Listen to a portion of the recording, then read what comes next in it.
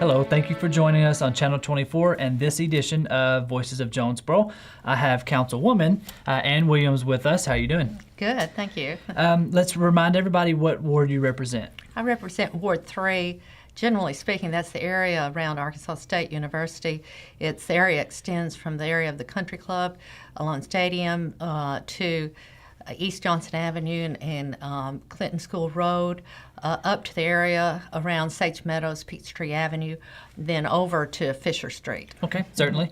What would you say was the biggest accomplishment for the city of Jonesboro in 2012? Well, there were a lot, but one that stands out that's being very visible is the acquisition of the Mercantile Bank building to use as the new City Hall building. And the good aspect of this is that we'll be able to house the city offices that are currently in the West Washington City Hall location and the Huntington building into one location under one roof, which will make it a lot more convenient for people doing business with the city that have business to conduct with the city. Instead of having to go to two locations to accomplish one major task, they can go to one location and get it done under one roof. Right. It also speak on the efficiency that we'll gain as city employees in business functions, because even though citizens have to go to multiple places, we do too. Right. And so for that reason, too, it's very convenient. Also, long-term, is a positive thing as far as parking. For example, as there is further growth and need for more parking, there is plenty of parking available at that location. Right. Okay. Which could eventually have become a problem at the Washington location. Exactly. Yeah. As we grow and services expand, we've got to be able to accommodate that growth. Right. So in 2013, what would you see? What would you like to see happen? What are kind of your goals for this year? Well, one thing that has been set in motion, and it's one of the aspects of the positive things that occurred in 2012, was the hiring of a traffic engineer for the city. And I think we will continue to see great benefit from that in 2013.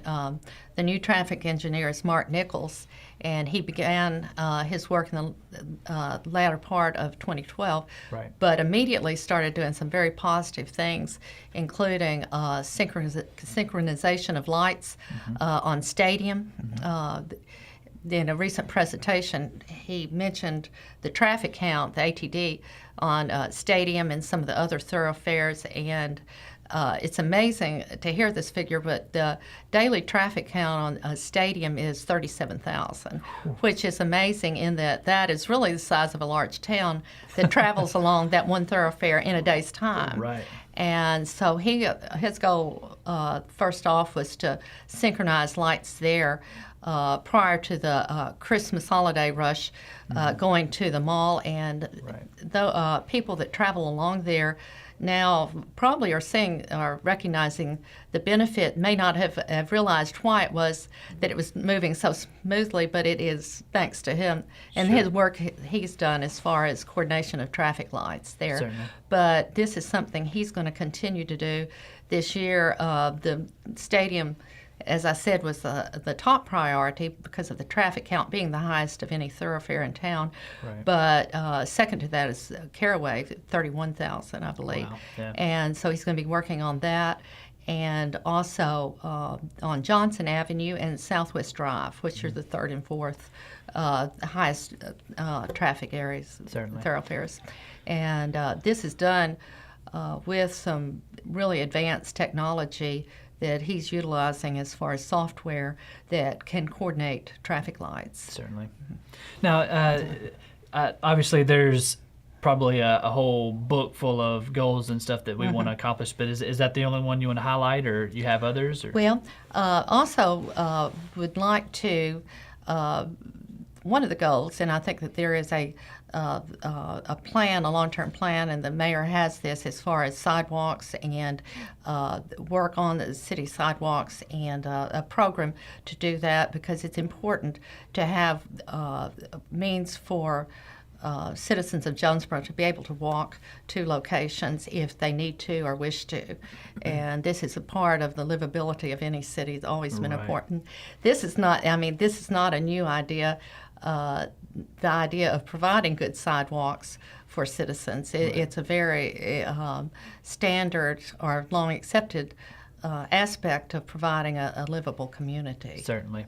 So in regards to both of those goals that you have for 2013, what sort of obstacles do you think are going to persist in regards to traffic and in regards to being able to make our city at least more walkable, I guess, with the sidewalks? Well, the one thing that's a challenge is that always is funding, but also determining and planning as far as where the resources first must be used. Right. Because there are needs all over town, but as we've done with the traffic synchronization, it was selected based on the highest traffic areas, and the stadium being the first. But you have to prioritize based on that, and funding is always an underlying issue. Certainly. But hope to do that with a reasoned plan over time. Certainly. And you actually just answered the next question. Was with that obstacle, what can we do to help overcome that? But again, like you said, careful planning, making sure that our resources are getting allocated to the right places. Right. We have had, and we are very blessed, and this has been mentioned in past broadcasts, the growth we have in Jonesboro is incredible. Right. And this is a good problem to have. Right. But it's good only if you continue to plan and planning out for several years, in fact, because all indications are that this growth will continue. There's no reason not to believe that it will. Certainly, and I would say that's an obstacle in and of itself, because that seems as we increase our infrastructure and continue to grow, we're always going to be fighting that uphill battle, which is keeping up with the growth of Jonesboro. So, and part of the planning and what we hope to see accomplished in 2013 is an idea that is actually been in the works for a while, over a year now, is as far as addressing traffic, particular intersection, is the installation of roundabouts. We, some time ago, had the mayor of Conway come and spoke to City Council. He was kind enough to come and give a presentation on their experience in Conway of installing roundabouts in busy intersections. And so we are seeing that come about, hopefully in 2013. First of all, at the intersection at Airport and Aggie will be the first selected, and then second hope to be the intersection of Wood Street and Culver House, which is a 5-way stop, which is a problematic intersection there. And for those not familiar with what roundabouts are, it's a method. In addition to Conway, a lot of towns and cities have installed these in intersections, and it moves the traffic in one way or in a circular pattern rather than having it straight on through the intersection. Right. And the benefit of this is that it causes a smoother flow, a more efficient flow of traffic through the intersection, but it is, for safety reasons, cuts down on really bad accidents. Certainly. You don't have the T-bone accidents like you do in when you're going straight through the intersection. The most you'll have sometimes might be sideswiping going around or someone accidentally entering one way into the intersection. Right. But overall, all the experience, everyone we've talked to in other municipalities that have developed this has been very positive. Certainly. And the mayor of Conway indicated that there was some little resistance in Conway at first because of it being an unknown, but after the fact, the response and positive response to it has been almost 100%. Sure. Once people got adjusted to it.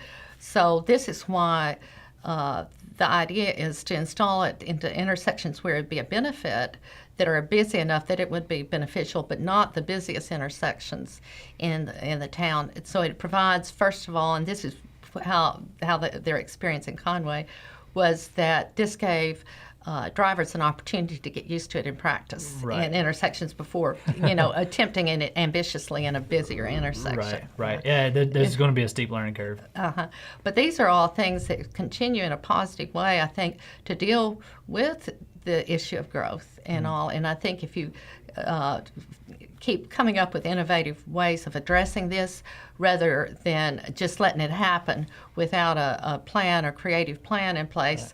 That's when you have problems. But if you look at it from a standpoint of a positive challenge, I think, and always looking ahead with a further plan on down the road to address this, assuming that we will continue at the same percentage growth that we have in the last 10 years. Certainly. Okay, well, that sounds great, and I thank you so much for sitting in with us and giving us kind of some insight on what to expect for 2013. So again, thank you. Okay, thank you. Thank you guys for watching Channel 24.